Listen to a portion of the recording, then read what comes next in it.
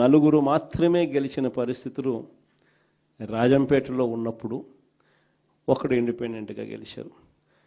మరి సంఖ్యాబలం లేనప్పుడు ఇక్కడ చంద్రబాబు నాయుడు గారు ఎందుకు ఇలాంటి హేయమైన రాజకీయాలను ప్రేరేపిస్తున్నాడో ఎవరికీ తెలియదు.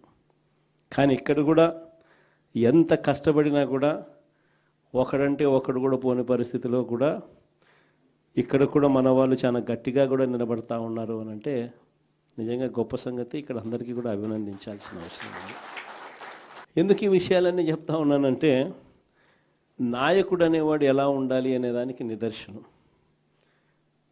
మన ఎంపీటీసీలు ఎవరైతే ఇవాళ తెగో చూపుతా ఉన్నారో విలువలకు విశ్వసనీయతకు గట్టిగా నిలబడి మేము ఎంపీటీసీలమైనా జెడ్పీటీసీలమైనా కౌన్సిలర్లమైనా అయ్యా చంద్రబాబు నీకన్నా పోలిస్తే మేము చాలా చిన్న పదవుల్లో ఉన్న వాళ్ళము, అయినా కూడా మాకు విలువలు ఉన్నాయి, విశ్వసనీయత ఉంది, రాజకీయాలకు అర్థం మేము చెప్తా ఉన్నాం, నిన్ను చూస్తే రాజకీయాలే సిగ్గుతో తలంచుకోవాల్సిన పరిస్థితిలో ఉన్నాయి, నువ్వు ముఖ్యమంత్రి స్థానంలో కూర్చున్నావు, తల దించుకో అయ్యా చంద్రబాబు అని చెప్పి ఇక్కడి నుంచి మన వాళ్ళు సంకేతం ఇస్తూ ఉన్నారు చంద్రబాబు నాయుడు గారు. ఎన్ని కష్టాలున్నా కూడా చిక్కటి చిరునవ్వుతోనే ఉన్నాం.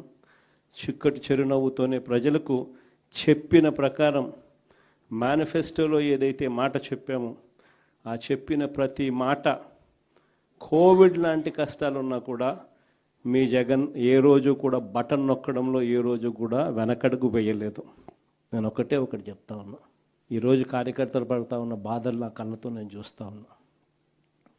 కేవలం వైఎస్ఆర్ కాంగ్రెస్ పార్టీని ప్రేమించినందుకు, కేవలం జగన్ను సొంత కుటుంబ సభ్యుడిగా ఆప్యాయంగా ఆదరించినందుకు ఈరోజు వైఎస్ఆర్సీపీ కార్యకర్తలకు ఏదైతే ఇబ్బందులు పడుతూ ఉన్నారో ఆ బాధలు ఆ కష్టాలు స్వయంగా నేను చూశా కాబట్టి ఈరోజు చెప్తా ఉన్నా.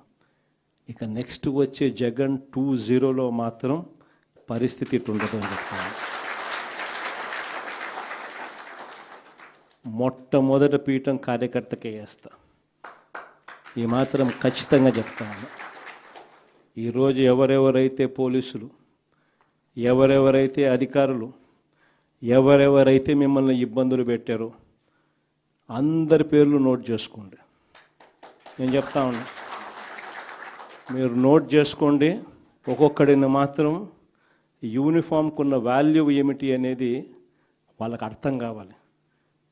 యూనిఫామ్ అంటే ప్రజలకు మేలు చేయడం కోసం యూనిఫామ్, అంతేగాని అధికారంలో ఉన్న వాళ్ళ కోసం సలాములు కొడుతూ గులాంగిరి చేస్తూ ఇటువంటి చిత్రహింసలు పెట్టే కార్యక్రమం ఈరోజు అయితే ఏదైతే జరుగుతూ ఉందో దీనికి తెర పడాలి అని అంటే ఏదైతే నువ్వు విత్తినావో అది ఎలా పండుతుంది అనేది నీకు తెలిస్తేనే ఇంకొకసారి నువ్వు ఆ ఇత్తనం ఇత్తడానికి నువ్వు భయపడే పరిస్థితిలోకి నువ్వు వచ్చినప్పుడే ఇది జరుగుతుంది.